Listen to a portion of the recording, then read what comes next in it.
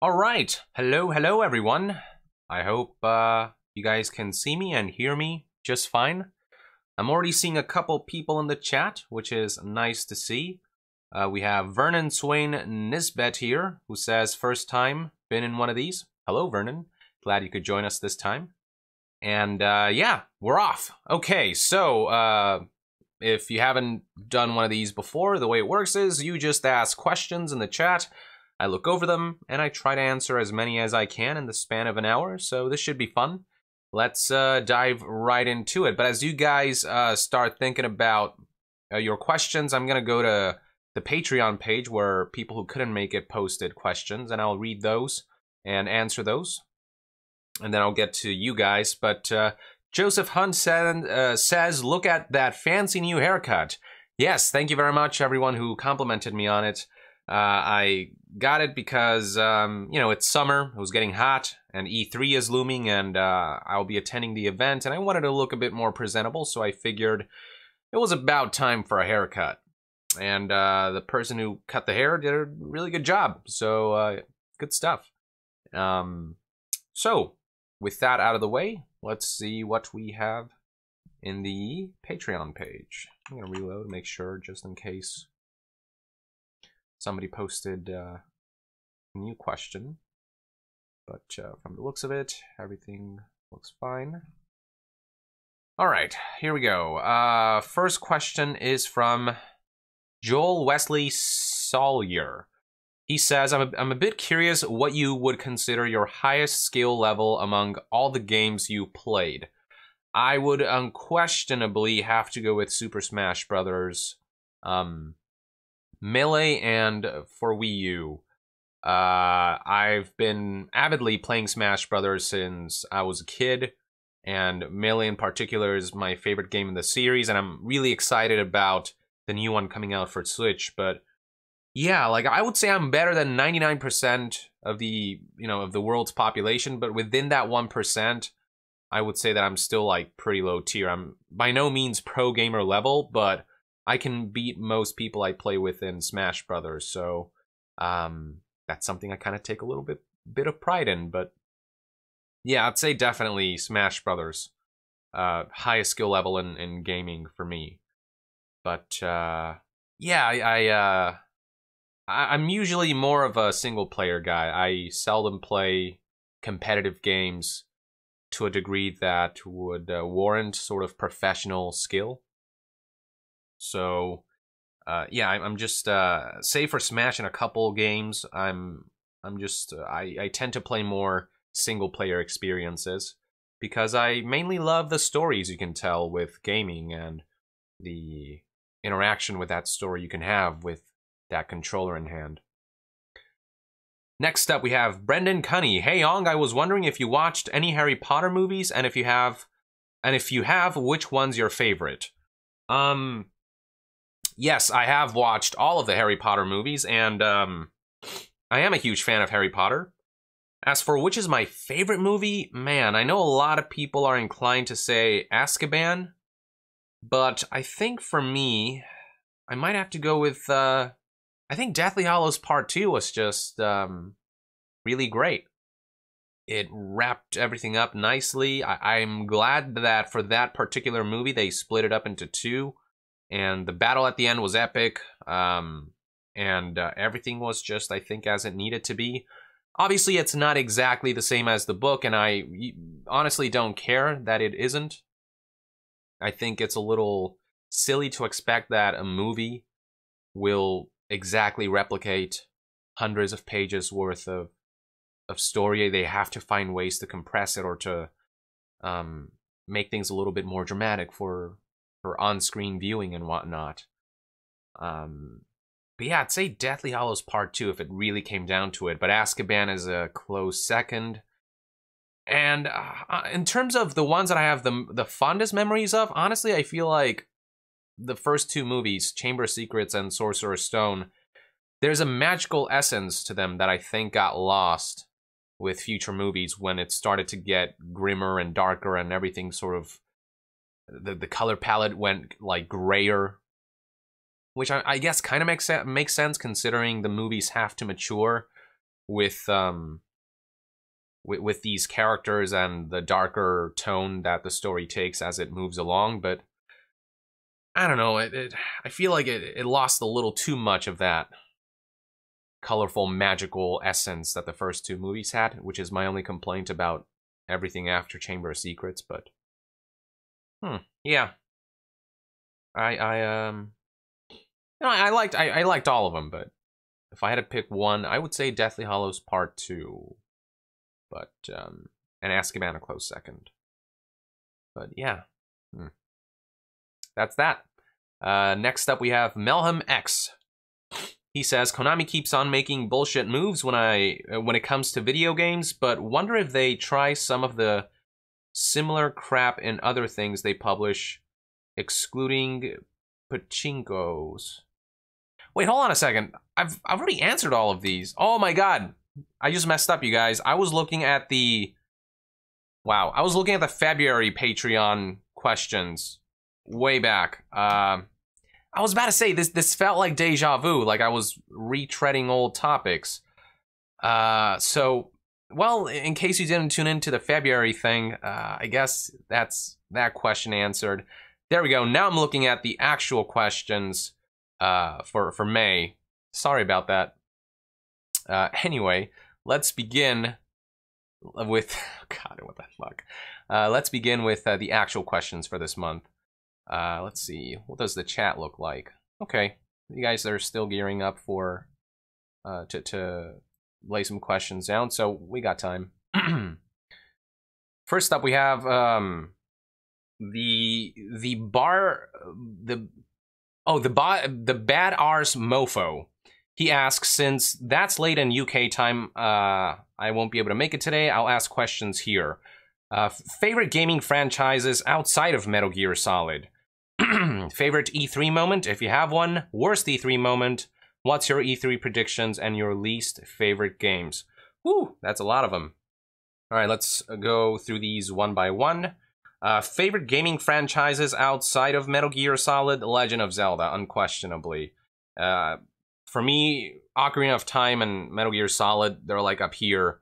Two seminal games that made me fall in love with video games and gave me a glimpse into just how far this medium could come with the way it can immerse players in terms of both gameplay and story. For Ocarina of Time, it was more gameplay, more of the adventuring aspect. And then for Metal Gear Solid, it was just the presentation of it. There was nothing like it at the time. So those two games shaped my love for gaming. Favorite E3 moment, if you have one? Oh man, that's a tough one. There's a lot of great moments, like Sony's press conference from, I believe, 2013, when they talked about how PlayStation 4 would not require, like, it would not have DRM, it would not restrict how you borrow or lend or buy used games, stuff like that, and the crowd went crazy. That was yeah, that was pretty epic. And I would have to say, I mean, one of the Metal Gear Solid 5 reveal trailers, I guess it's a question of which is my favorite trailer. I don't know, they're all really good. So, I mean, anytime Metal Gear Solid 5 came up, I was just on the edge of my seat.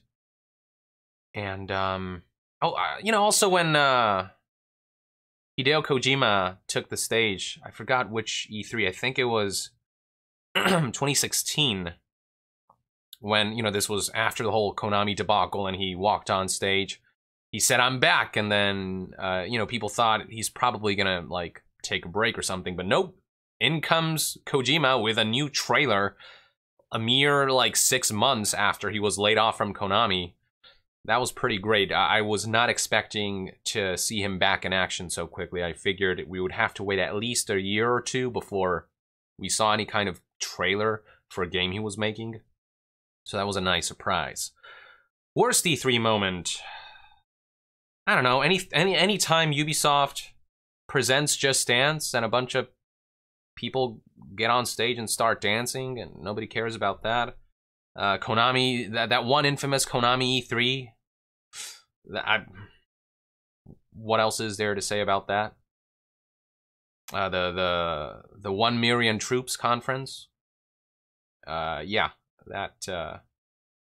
I mean, looking back at it now, it's pretty hilarious. It's kind of like the Room. What the Room is to films is what that press conference is to E3. But my God, is it cringeworthy and terrible. And finally, what's your E3 predictions and your least favorite games? E3 predictions? Here's the thing, it's hard to predict anything these days because everything's just leaked or pre-announced. So, I do expect to see Death Stranding trailer, a new one, and also gameplay. No doubt. I mean, Sony said that we were going to get a deep dive into 4 games, and one of them is Death Stranding. We're absolutely going to see gameplay. I don't know if I'll be able to get my hands on it, or if they'll allow people to get their hands on it, but I can almost assure you we'll finally understand how this game plays, what the theme of connections, what it all means, how players will be interacting with each other and all that. But beyond that, I don't know if there's anything else to predict. Cyberpunk 2077, definitely getting gameplay on that, no question. And those 2 games are really my most anticipated ones. And then there is the new Super Smash Brothers, but, you know, there's no predictions there. We know we're going to get gameplay for that. It's been pretty much confirmed, so... yeah, that's all I can say for now that I can think of. And then, least favorite games? I don't know, there's just so many bad games out there. Battlefront 2 is still fresh in my mind, I'll be honest with you. It's not even like a bad game, it's just a game that was ruined by greed, so that's what I'll go with for now.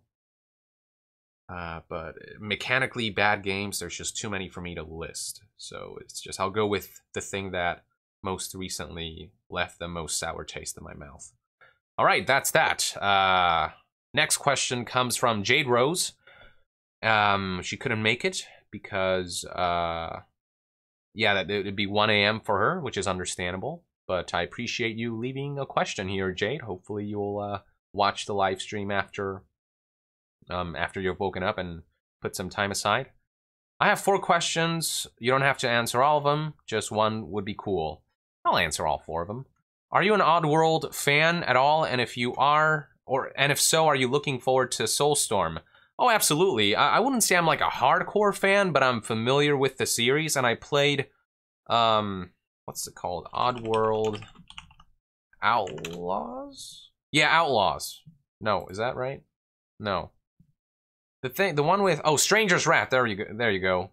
Outlaws are I think some of the entities in it, but Stranger's Wrath, I played that on Vita, and I fell in love with it. So, I've played a bit of the more traditional Oddworld games, and they're really quirky and strange and weird and fun. So I'm looking forward to seeing what they do with it, with the sequel, Soulstorm. Do you watch like any anime at all? I do watch anime. I'm a pretty big fan of anime. I haven't been able to watch much of it lately, so I don't know all the new shows that are popping up, but you know, Death Note is probably my favorite anime of all time. It's just that cat and mouse game between Light and L, the themes, the characters, all of it. I just fell in love with it. I was addicted to it. Cowboy Bebop is, I mean, a classic, fantastic. I've watched a couple anime movies like Your Name and what is it, Quiet Voice anime. No, I'm pretty sure it's something else. A Silent Voice. There we go. Oh my god, that movie, the feels. Oh, but yeah, that's all I can say for now. It's just been so long since I've delved into anime because I've been so busy. But yeah, I do watch anime, and if anyone can give me any recommendations, I'd love to check it out. Let's see. Next up, same individual, Jade Rose. Favorite band / composer? I'm gonna go with composer. I'm gonna say I'm gonna say Hans Zimmer. His music is just captivating to me. His work with Batman is awesome. Inception, the music there is amazing. Dunkirk, Interstellar, I love what he did with the organ. It's the last instrument you would think of when it comes to like a movie that centers around space. But he managed to make it work, and he made it about the relationship between father and daughter, and made that the emotional core of his soundtrack, rather than let's make it sound like it's space or whatever, like it's sci-fi. So, yeah, Hans Zimmer, I'd say, is my favorite composer. But, yeah, and I'm trying to think of others, but there's many great ones. But for one pick, I'll go with Hans Zimmer for now. And finally, if you've seen any JoJo, what's your favorite part? I've not seen JoJo, but I do want to get into that. That might be my next anime that I'll look into. Yeah, I hear it's all kinds of bizarre. It's called JoJo's Bizarre Adventure, so that should tell you something. But I hear it's pretty crazy, hilarious. Lots of memes are from JoJo. And all my friends, you know, they all talk about how great it is, so I should probably get on that. And that's that. Thank you, Jade, for asking those wonderful questions. Next up, Alpha Erd. It is, this... It is nice to see you here, or ask the question on Patreon at least. This individual is the one who's sort of, how do I say, popularized the Yab. If on the Discord server, you know, just constantly with the Yabs, whether it's via GIFs or the emoticons. Oh man. Anyway, here we go with the question. Been pretty sick these past days, and instead of missing it like last time, I'll post all my questions here. That's a shame. I hope you recover. I wish you a smooth recovery. Last E3, you weren't able to manage an interview with Hideo Kojima, so are you planning to try again this year? You know, that would be awesome, but Hideo Kojima just he doesn't seem like the kind of guy who would take an interview on a whim. I think one day it could happen, but it would have to be, I think, maybe in the latter stages of a game's development cycle, because I would probably drill him hard about some things, like what is this, what's that, what is this thematically, and maybe he doesn't want to answer these kinds of questions quite yet. So if I'll try again this year, I don't. I mean, I've inquired whether Kojima's taking any interviews, and I haven't received any responses yet in that regard. So I'm going to have to assume that Kojima's not doing interviews, at least not with community members or content creators. I think he'll probably, you know, stick to your IGNs and GameSpots and all that. So I'd love nothing more than to interview him and, you know, talk about all his upcoming new game. But I don't think it's happening this year. But who knows? E3 still 2 weeks away. Maybe they'll surprise me. I don't know. Question 2. How's the new PC you got a while ago? Hope it's everything you hoped for, and it's not a question, but short hair fits you just as well as long hair. Waiting for triggered people's reactions when they see this comment. LOL. Thank you. Yeah, I've gotten a lot of compliments about the hair. I think it's just people haven't seen me with short hair for such a long time that it was kind of like a bit jarring. But yeah, the hair was getting a little too long, so it was time. It was time. And if you do like the long hair, it'll grow back. So, you know, it's just, yeah, a different time period for a different haircut for now. As for how's the new PC, which is like way over here, it's doing awesome. It handles 4K fantastically. I mean, my old PC was just chugging, and it was starting to get more and more difficult to edit videos and work efficiently. But now with this computer, videos render twice as fast. I can upload, you know, and just complete videos much more quickly. So It's yeah. New hardware is a big part of ensuring that you grow as a YouTuber. And so the new PC made all the difference. And I cannot thank you guys enough for just the monetary support you've been providing and for making it just a lot easier for me to be able to upgrade equipment and use that to increase the output quality and efficiency of my videos. And soon I'll try to get new monitors because these ones are getting pretty old. And yeah, I'm just going to keep improving all my equipment until I can produce better and better and better content. So yeah, that's that. Finally, for the last question, let's see. Oh, this is just last but not least, good luck in covering E3 and hope the weather is nice by then. We'll await for more something interesting happened moments, smirk. Oh, and almost forgot, how's the rewards for the patrons in the higher tiers like for those, in the higher tiers like those for recordings, etc. Hope you're managing their requests well enough. Always wanted to ask, but keep forgetting. So for those who don't know what Alpha Earth is talking about, you got multiple Patreon tiers, and the higher you go, sort of the more ways to interact with me there are, essentially. And the question, I believe, is if I can manage all these people's requests. And yeah, it's been fine, actually. It's actually been really nice because I've been able to meet a number of you directly, via Skype or whatever, or talk to you via, text via Telegram and all these different things. And it's been nice to be able to just get to know the kind of people that my fans are, and they're all really cool. And for a lot of them I do meet monthly, and we work things out, make sure we're both free, and yeah, it's very pleasant. It's very pleasant. It doesn't feel like I'm forcing this or anything, because everyone's just super nice.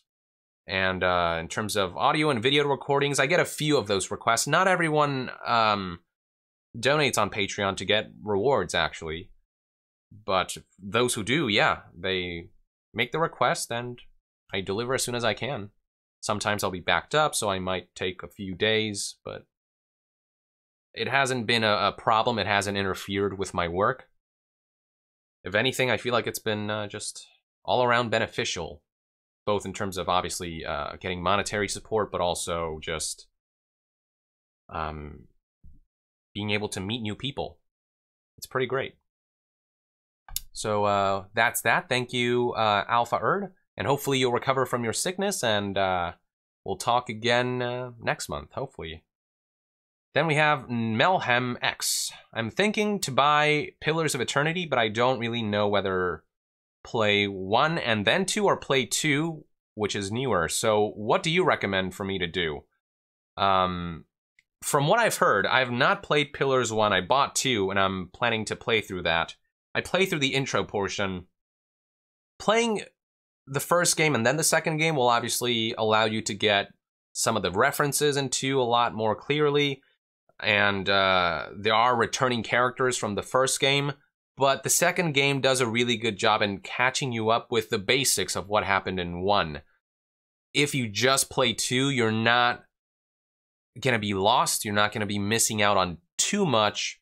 So you'll be fine playing just 2. But if you're the kind of guy who needs to know every single detail about something leading up to a sequel, then you might want to play 1. But if you're just worried that you're not going to get 2, that it's just going to be a confusing mess in terms of the narrative, you'll be fine. Just dive right into 2, and the intro portion of the game is straight up going through memory lane and laying down a sort of a path for what transpired in the first game. Or if you played 1, you can import a save file, so it's got something for everyone.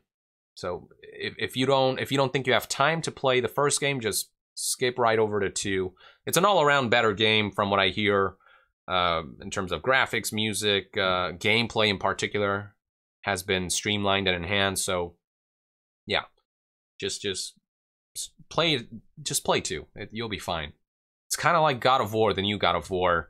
If you play the old games, you'll get some really cool references, but if you just go into the new God of War without any knowledge of the series, you'll still get a pretty complete and fulfilling story, and you'll learn a bit more about Kratos' past, and you'll be fine. It'll still be great. We have Jurijas Belusas. 3 a.m. my time, so here's my question.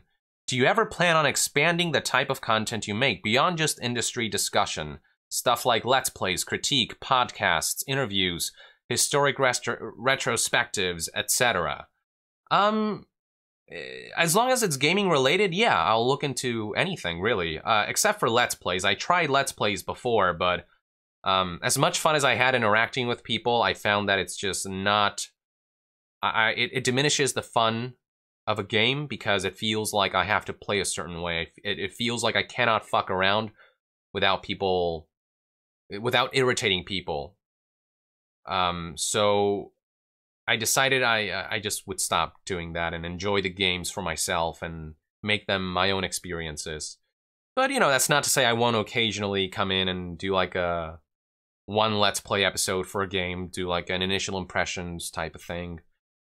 For critique, I mean, I would like to think I do plenty of critiquing, and I try to review games when I can. Like I did the review of God of War because that was a game that I was looking forward to so much, and I'll try to up my review frequency. But yeah, it's just a lot going on with the industry bullshit. It's a bit overwhelming when you really look into all that's happening.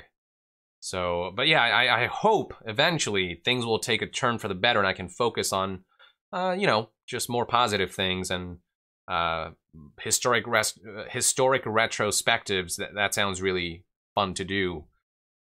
So, yeah, I'd definitely be interested in that kind of stuff down the line. And I've done some of these things before. It's just haven't had as much time to do stuff like that lately. So we'll see what happens. But for now, I feel like there's just a lot that needs to be said about the current state of the industry and where it's sort of trending towards. We've got Tito, the gaming god. He asks, what are your thoughts on the videos out there trying to make the connection that Death Stranding is Silent Hills or Metal Gear Solid Zero in disguise, and that the Kojima-Konami split was faked? Do you think the people making the videos actually believe it, or just cashing in on the trend of people wanting it to be true? You know, I don't think it's them trying to cash in. I think they're just genuinely passionate about the Metal Gear franchise and Kojima games, and I think they're just having fun theorizing. I don't think there's anything wrong with that. As for what I personally think about that stuff, I do think Kojima will take some unused ideas in Silent Hills or PT and find a way to weave it into Death Stranding. I don't think it'll be like a direct adaptation, but I mean, there are some, I don't know, visual elements that you can kind of associate with Silent Hills and whatnot. I don't think there's a direct connection because they literally cannot touch that franchise because Kojima Productions is not affiliated with Konami anymore. It's just they legally cannot do that. As for the Metal Gear Solid Zero theory, that's a fun one, but it just makes no sense to me that would be a thing.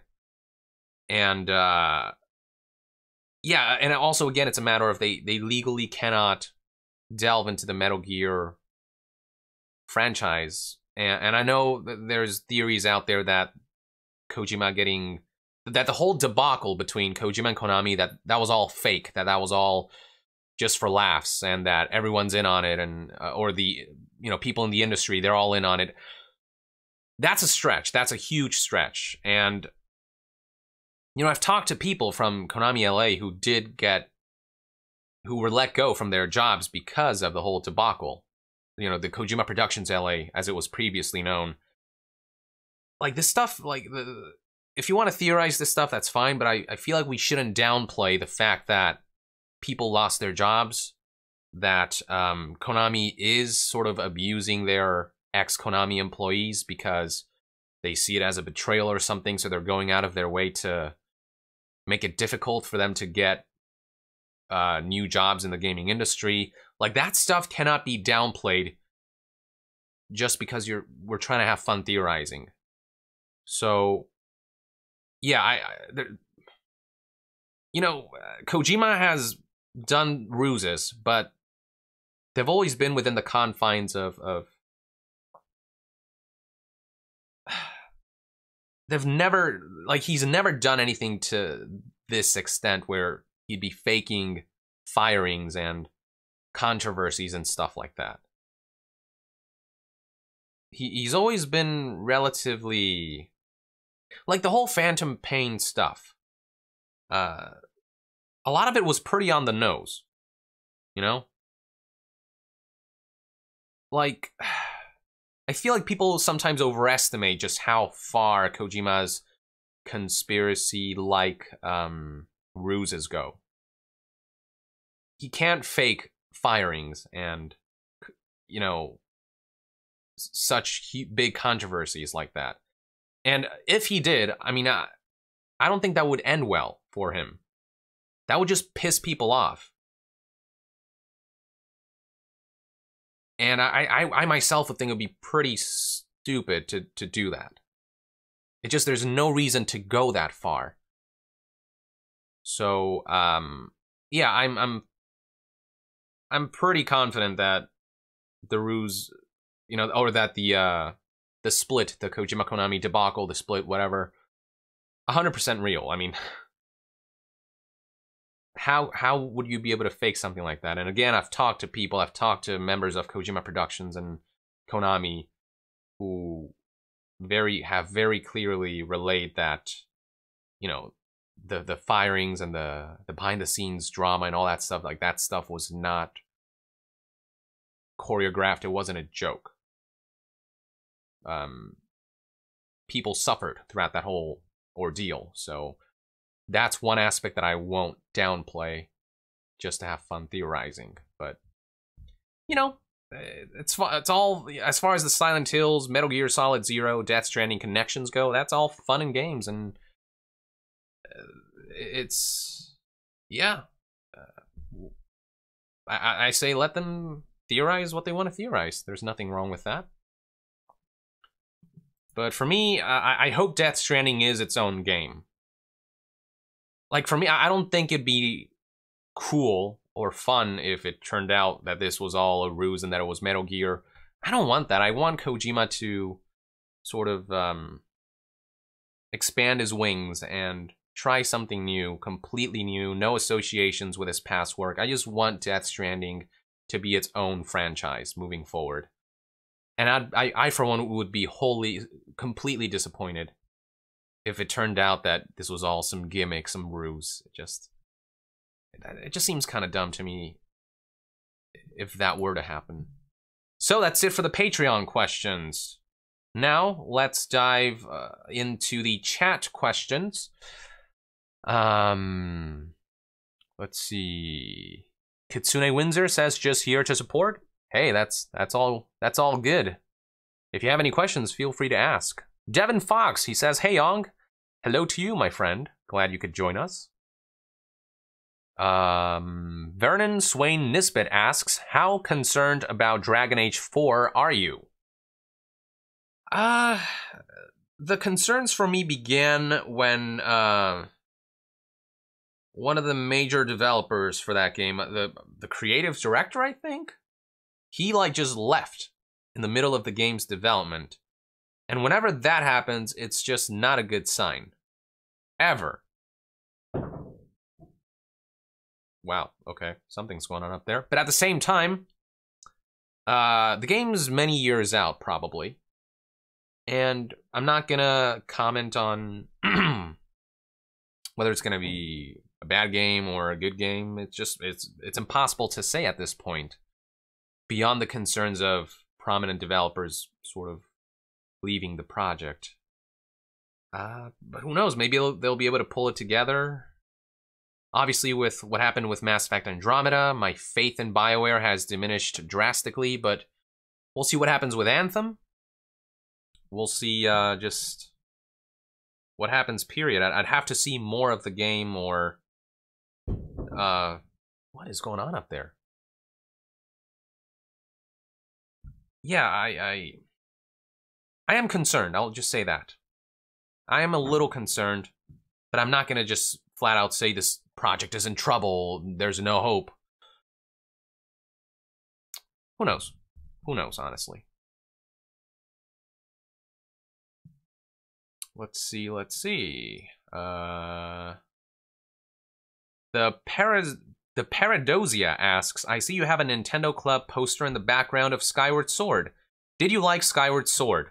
So I know this Skyward Sword is one of the more contentious Zelda games because of the motion controls, but and I understand that it might appeal to some and not to others, but I for one really did enjoy Skyward Sword because the level design in this game was so just choice. It was, the dungeons were really just intricately designed, and I for one love the sword play, the one-on-one sword play, and the fact that, you know, which direction you swung mattered.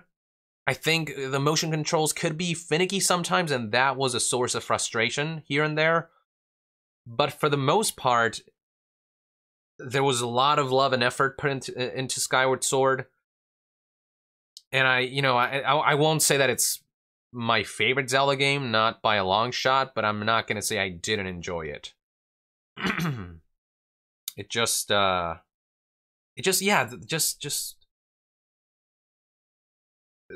it was just really well designed in terms of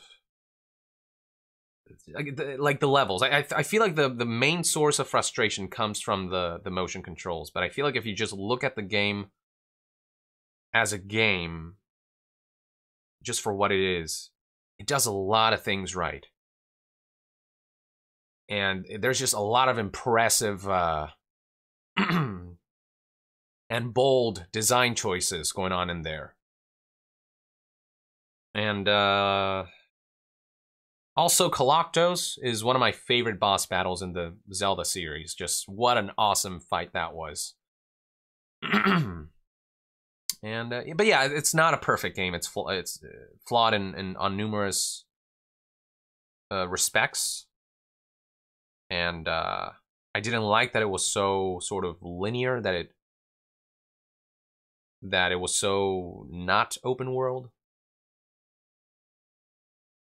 But I don't think it's not a bad game by any means. It's better than most games ever made, I think. But it might not be for everyone, especially if you're not a motion controls type of person. I also apologize.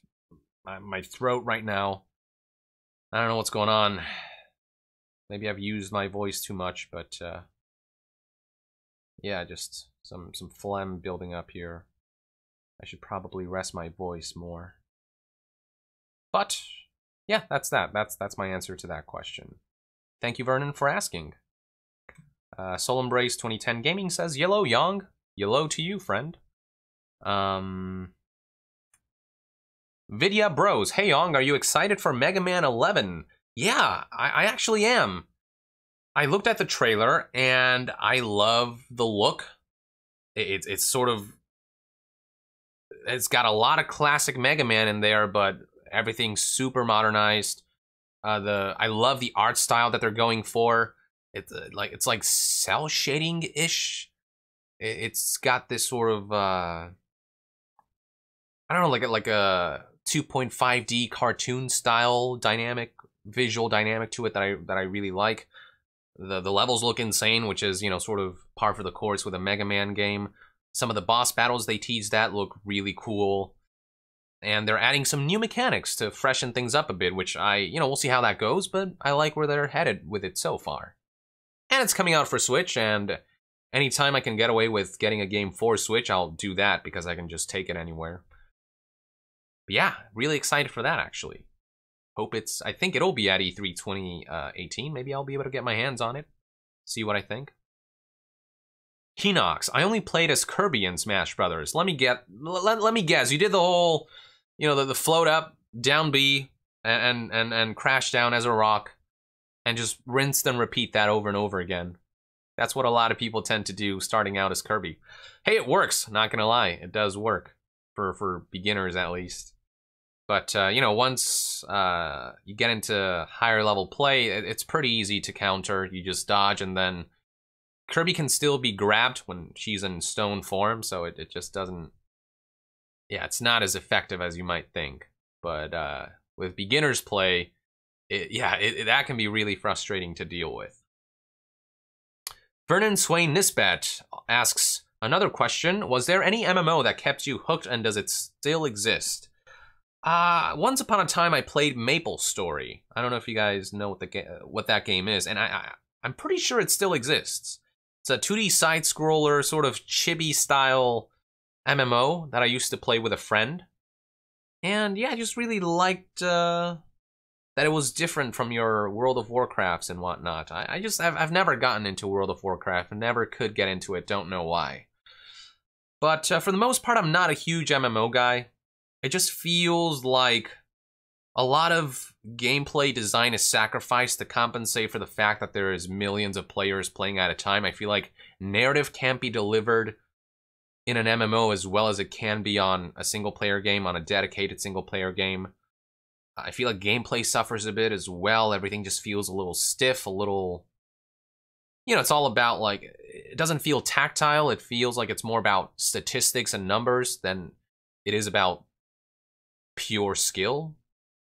There is some skill involved, but it also just often feels like you're just playing around with numbers rather than trying to... Like, if you're fighting a monster, it doesn't feel like you're stringing together combos on a move by move basis. It just feels like you're like assigning moves to a couple keys and then just like pressing those in the same sequence, and it all kind of automatically plays out. Like, that's the feeling that I get from it. And MMOs are just overwhelming to me. There's just a lot you have to learn, and but you know, that's not to say that I don't enjoy them. It's just I don't steer in that direction quite as much as others might. But you know, I've wanted to check out Final Fantasy XIV, which I hear is a really good game, so maybe I'll do that one day. And I'm not against the idea of playing an MMO with friends. Also, like Guild Wars 2 is really interesting because the way it works is that just everything you do gives you experience. Everything you do helps you level up. Even like just walking will contribute to some extent to your leveling up, and it always feels like you're making progress. Whereas with other MMOs, it can, if you don't know what you're doing, it can feel like you're stuck. It can feel a bit stagnant. So that's another one that I've played. Let's see. Kitsune Windsor, how goes the voice acting pursuit, and what game had the best writing? The voice acting wise, I'm involved in, I've been involved in a couple fan ventures, but now there's like an indie game that I'm involved in, and I'm seeing how that goes. So yeah, I'm not like in the big league by any means, but I'm like, going in there one step at a time and just seeing where it goes. So it's going, but I think to ultimately really jump in there with 2 feet, I have to move to LA, and I intend to do so as soon as I can. I'm waiting on a couple things to pan out first, and I can't get into what that is. But yeah, voice acting is so much fun. Acting in general, I'm a theater guy, and I've been in a number of productions, but I want to do voice acting because there is no, it doesn't matter what you look like, as long as you can perform and voice the character, you can play, anyone, really. So, yeah, I'm involved in a couple things here and there that I won't talk about yet. I'll let you know when that comes into further fruition. But, yeah, it's going. And I intend to keep pursuing that until one day I hopefully voice in a high-profile game, and that should be interesting if that happens. No, it will happen. All right, I'll work towards that pursuit, and I'll make that dream come true. Yeah. Thank you for the question, Kitsune. Stephen McDevitt, with E3 coming, will any developer or publisher have the balls to show a next-gen tech demo of highly detailed, literal crap in a big platform in front of hundreds of millions via live stream? Ooh, interesting.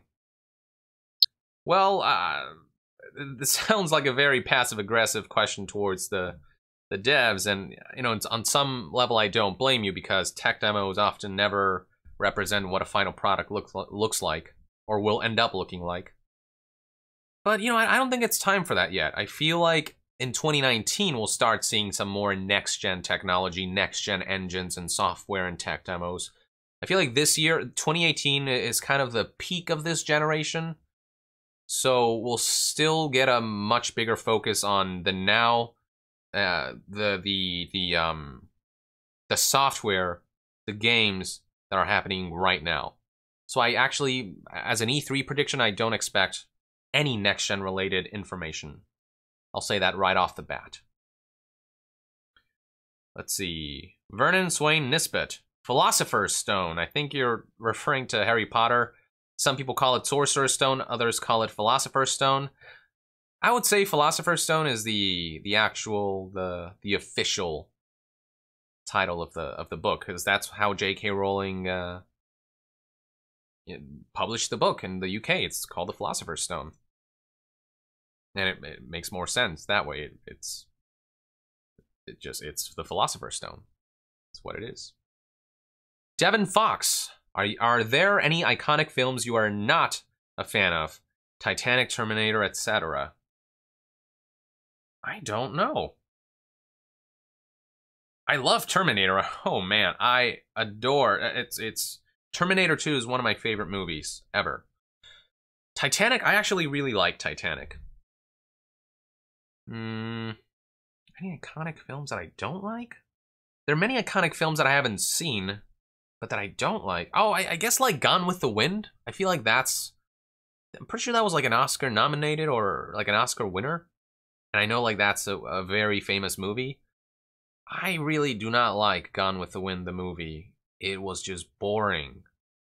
Then again, I haven't watched it recently. I watched it as a kid, and it's not a movie that would appeal to kids. I just remember how I perceived it as a child, and my parents were watching it, and I'm like, how the hell are you entertained by this? It's just so boring. Nothing happens. And, but yeah, I don't know. I might give it another shot as an adult now, but I just do not have fond memories of that. What else? Yeah, that's all I'll say for now. Can't think. It's just most iconic movies I actually really, really like. And plus, I feel like I'll piss some people off if I diss an iconic movie. So, yeah, for now I'll say Gone with the Wind. Sonic Shuffler asks, have you seen if EA owned YongYea? It's hilarious. No, I have not actually. I'm assuming it... Is it like a video? I'm assuming it'll involve them...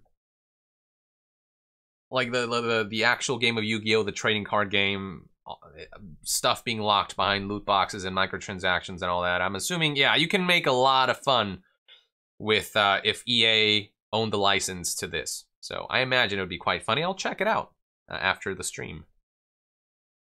Let's see.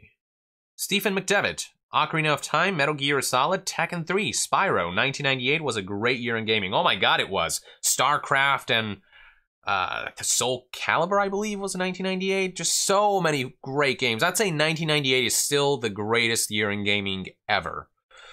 And yeah, Ocarina of Time and Metal Gear Solid in 1 year, in the same year, that's insane. And Tekken 3, I played that all the time in the arcades back when I was still in Venezuela. That was my favorite fighting game back then. I played as Hwarang, the Korean dude. What do you know? The Korean guy is playing the Korean character. But no, I genuinely like his moveset. It appeals to me, so mainly that's why I gravitate towards that character. But yeah, 1998. I wish we had more years like that. Alex, don't be distracted by something interesting at this E3. Can't make any promises, buddy. Cannot make any promises. Sucker for blondes, what can I say? Let's see. Vernon Swain Nisbet. So did not like Devolver Digital press conference. I think you're referring to that crazy press conference they did. Was it last year? And they're doing another press conference this year, and people are like, "What the hell are they gonna do next?" I would look it up if you're curious. It was a weird press conference.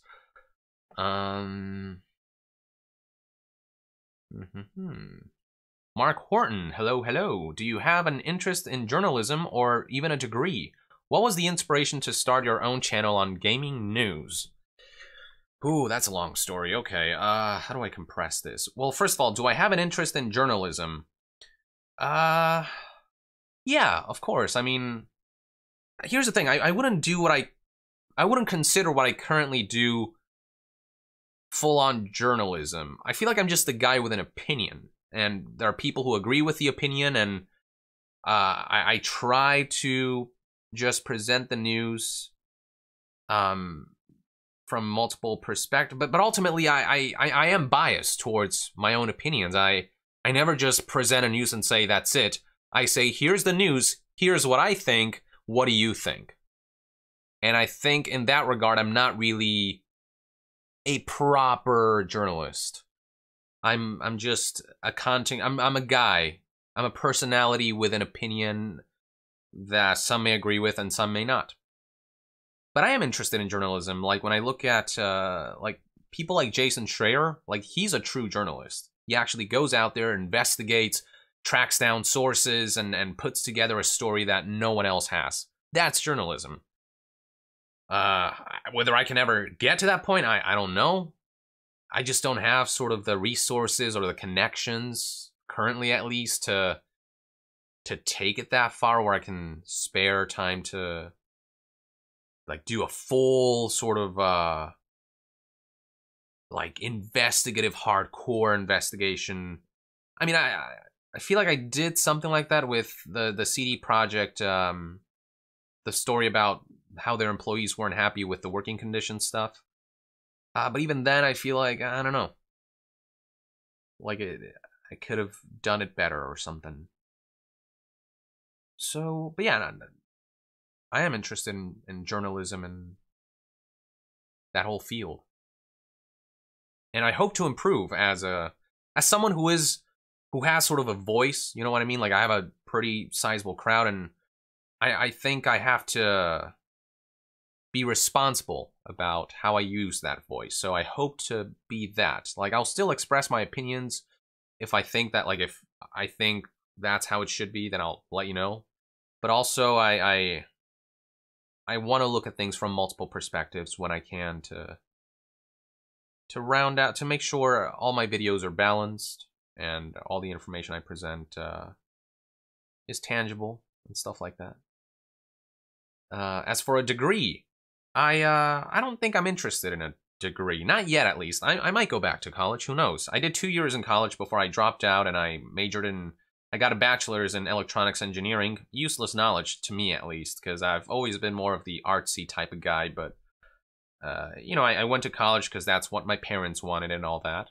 But ultimately, I decided college is not for me, and frankly, college is not for everyone. It just isn't. And if you look at the history of some of the smartest people, some of the most successful people on this planet, a lot of them dropped out of college to pursue their own ventures because they knew that they don't need college to... Because they knew, like, of their capabilities. They were confident in themselves. I'm not saying dropping out of college is the solution to everything. For some professions, for some people, college is vital, and you shouldn't make the decision of dropping out lightly. But, you know, if you want to take a break from college and see where it takes you, by all means, do so, honestly. College is still going to be there, so it's not the end of the world. So that's what I did after I got into YouTubing in the middle of college and realized how much I was addicted to this and my grades started to drop because I was focusing more on YouTube, I figured at that point, like, why am I going to school when I'm starting to care less and less about this stuff? Why not pursue 100% full ass the one thing that I seem to be passionate about? So I did YouTubing and theater sort of side by side. Lately, I haven't been able to do theater because it's just been so busy, and I want to fully concentrate on YouTubing now. But yeah, that's pretty much how that came to be. As for what the inspiration was for starting my own channel, it began as an accident.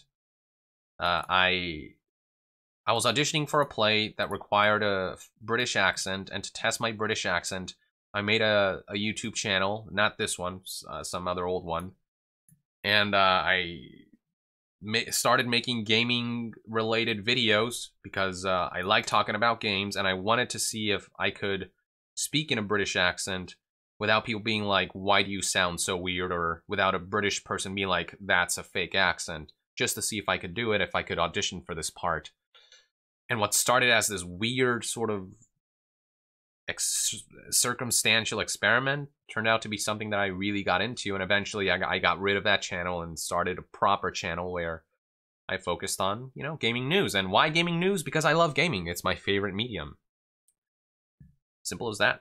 I love talking about games. My brother and I always talk about games. I talk about games with my friends, and we're always talking about what's coming next. What do you think about this game? Have you ever played this? Have you tried that?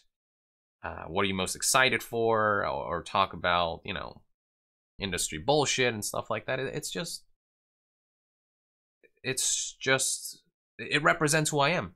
Gaming news. I just talking about games and playing games. That's who I am. And I do other stuff as well, like theater, but, you know, gaming news seems more of my flow. So that's how that happened.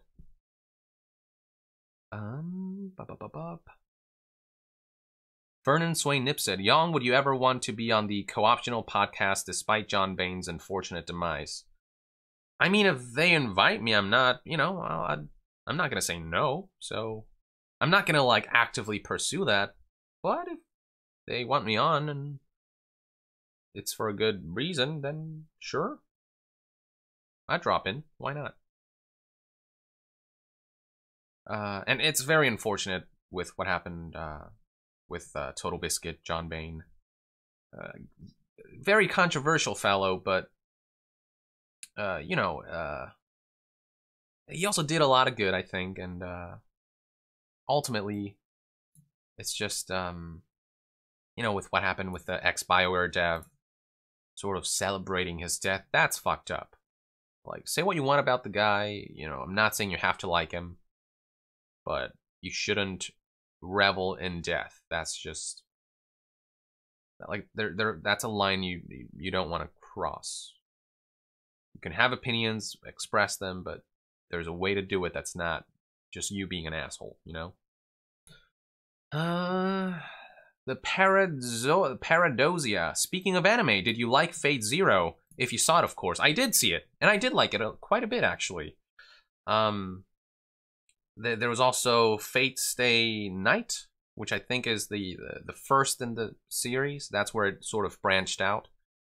And yeah, Fate Zero is sort of the origin story or the prequel to that. And I thoroughly enjoyed it. I watched the anime all the way through. So, yeah. So to answer that, the other person's question, Jade, that's another anime that I really enjoyed. Fate Zero. I'd recommend it if you are into anime. Oh God, Vernon Swain Nisbet says Madoka Magica. Oh, I said that weird. I don't know how you Madoka Magica. I say, like, in Japanese it'd be Madoka Magica. But yeah, Madoka Magica. Obviously, if you have not seen it, yes, says Vernon, and yeah, that. Do not be fooled by its exterior appearance. That show will fuck you up. That's all I'll say about that. I recommend giving it a watch just as an experiment for your psyche. Vidya Bros, you should watch My Hero Academia. I've heard great things about that as well, so I'll look into that. After JoJo, I really want to watch JoJo and see what all the buzz is about. He says, Vidya Bros says it's so damn amazing, and fun fact, Marvel did an official promotion crossover with My Hero Academia to promote Infinity War, and the way they did it was badass. I did not know that. I'll look into that, see what that looks like.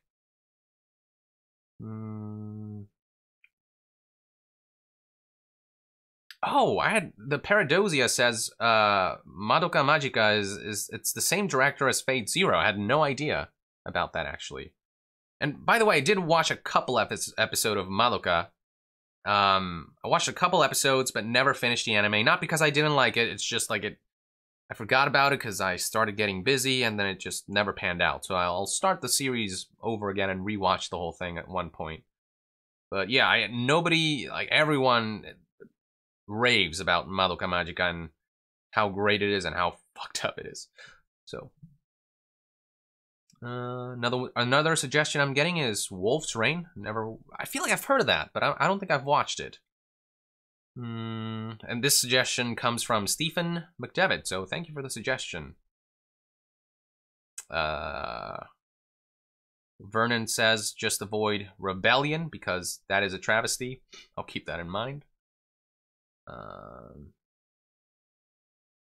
Let's see. Terminator. Joe Hunt says Terminator 2 is the greatest action movie of all time. You will cry when Arnie gives you the thumbs up in the end. I know! Dude. Oh. Terminator 2, man. It holds up so well today with all the practical effects, the plot line, oh, man. Cannot get enough of that movie. It's so good. And why haven't they been able to make a Terminator sequel as good as Terminator 2? I don't know. 3 is just... Some people like... what is it called? Terminator Salvation. Some people like it, but overall it's... And then Genesis... It's just weird. I don't know. Just nothing's lived up to Terminator 2 yet. Though I think they are making a new one with James Cameron producing it, I think. And Arnold signed up to be back for it.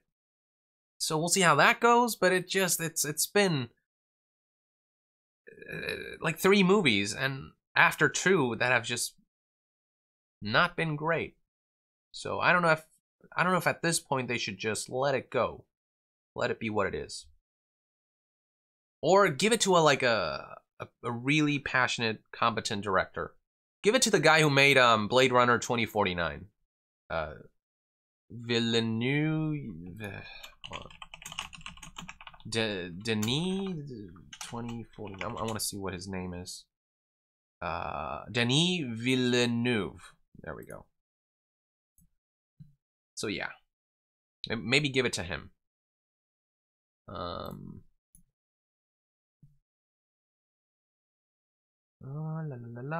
We're getting to the end of the stream here with the final few questions. I'll answer them and then we'll call it a day. Sonic Shuffler asks, do you think Infinity Ward will ever reclaim the throne as the FPS king with most of their original employees returning? I couldn't tell you. I could not tell you at all. It's just a matter of... here's the thing, like, in terms of mechanics, like, they've got that down.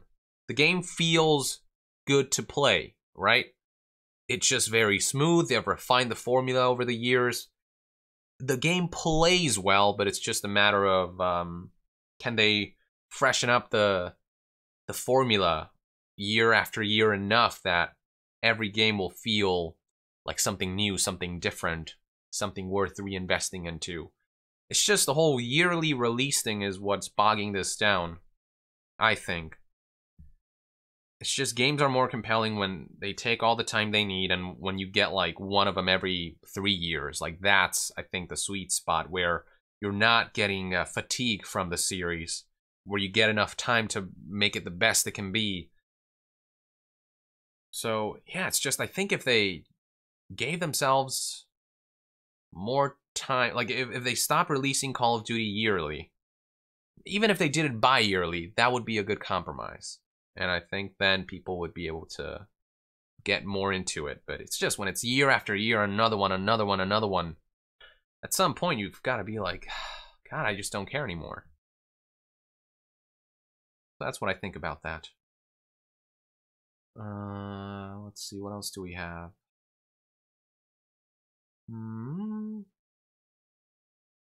Vernon Swain Nisbet, you a fan of Avatar or Korra, and what do you prefer? I absolutely love Avatar The Last Airbender, one of my favorite series of all time. It is just awesome, and when it's one of those shows where when it's over, you're just depressed because it's over, and you'll miss it so much. It was one of those for me. So yeah, that says a lot. I love Avatar. Love it. I really like Korra as well. I think Avatar is the superior product. Or the superior series. But if you're a fan of Avatar, then there's no reason not to watch Korra. So, yeah. I think that's pretty much it. YBEC says, "Yay, I'm here. Hi, guys. We're at the tail end right now. If you have a question you want to ask, I'll maybe give you like a minute to ask it. Just so I don't leave you hanging, or leave you with just coming in and then being disappointed that we're already done here. So if you want to ask something, feel free to do so now. If not, let me know in the chat and we can end this session for today. But yeah, E3 2018 is coming up in less than 2 weeks. It's going to be hell. It's going to be exciting. I think this might be one of the best E3s ever, if I'm being honest. There's just a lot of great games that are going to make an appearance. So, as long as the industry bullshit stuff can kind of take a back seat here, we could be looking at a lot of great announcements. Death Stranding, Cyberpunk, the new Fallout game, which I'm a bit iffy about, but, we'll see if Bethesda teases Starfield, Ghost of Tsushima, Last of Us Part 2, the new Spider-Man game, and Division 2 for those who are into that. All the big games are going to be there. So, yeah, let's see what happens. I'll be attending the event, and we'll see how much coverage I can do for it. But I'm just really, really hyped about Cyberpunk and Death Stranding. Those two games I cannot wait for. Well, we got a couple more questions. I guess I'll answer them. Yeah. Yeah, fuck it. Let's answer them. They all come from, let's see, Hinox. General thoughts on Fallout 76. I mean, I've released like 5 videos on it, so overall, I'd say I'm not going to rule it out as like it's going to be a bad game, it's going to be a cash grab. Like, I haven't seen enough of the game to make any kind of judgment in that regard. All I'll say is that it doesn't appeal to me like a single player sort of spin-off like New Vegas would.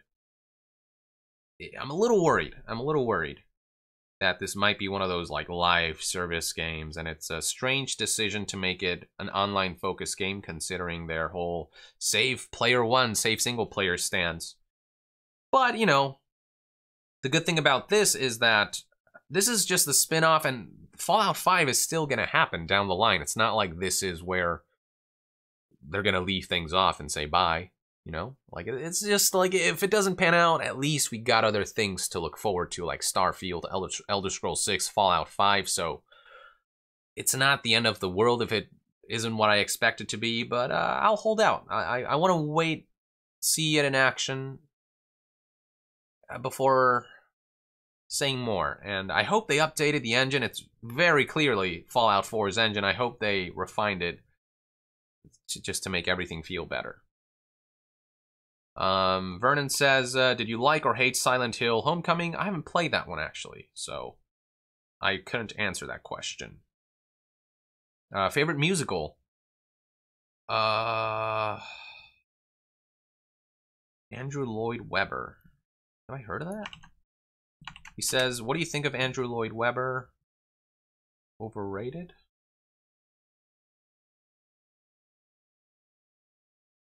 Oh, he was in Phantom of the Opera?